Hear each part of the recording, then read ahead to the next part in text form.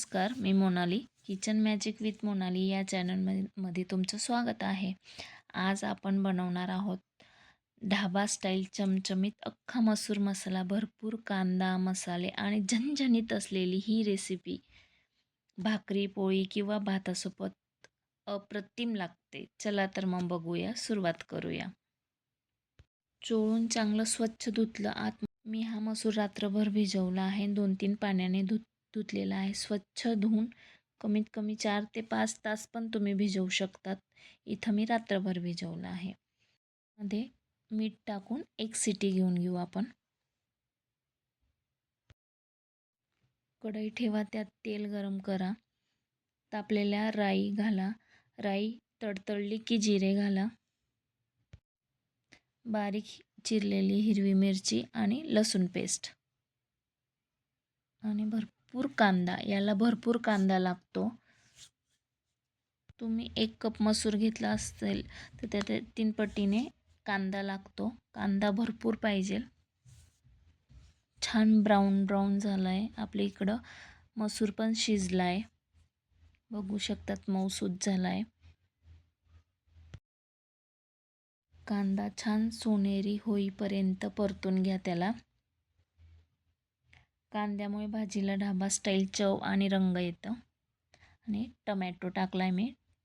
लाल मिरची पावडर, जिरा पावडर, हळद याला मिक्स करून घेऊ. तेल सुटेपर्यंत मसाला छान परतून घ्या. थोडीशी कोथिंबीर. जवळपास मला 3 ते 4 मिनटं लागले कांदा परतायला. बघू शकता तेल सुटलं आहे त्याला. छान आपला कांदा, मसाला सगळं हे शिजलं आहे. आणि त्याला थोडंसं आता पाणी टाकायचं आणि तेल सुटेपर्यंत त्याला पण थोडं 2-3 मिनटं शिजवून घेऊ. आता बघू शकतात शिजला आहे आपला मसाला, पण छान शिजला आहे. आता कुकरमध्ये शिजवलेला अख्खा मसूर त्याच्यात आपण टाकून देऊ. आणि जेवढं आपल्याला पाणी लागेल तेवढंच आपण ते पाणी टाकायचं आहे. त्याला चांगलं मिक्स करून घेऊ. अजून छान घट्ट झाला आहे. हा जास्त जसा मुरत जाईल ना तसं अजून दाट होतो. आणि हे बघा आपण चांगलं मिसळून घेतलं आहे. पण त्याला कुकरमध्ये शिजवून घेतलं आहे म्हणून एवढं आपल्याला पाणी काही लागणार नाही. चवीनुसार मीठ टाकून छान मिक्स करून 8 ते 10 मिनटे मंद आचेवर त्याला छान शिजू देऊ. त्याच्यावर झाकून देऊन भरपूर बारीक कोथिंबीर टाकायची शेवटी.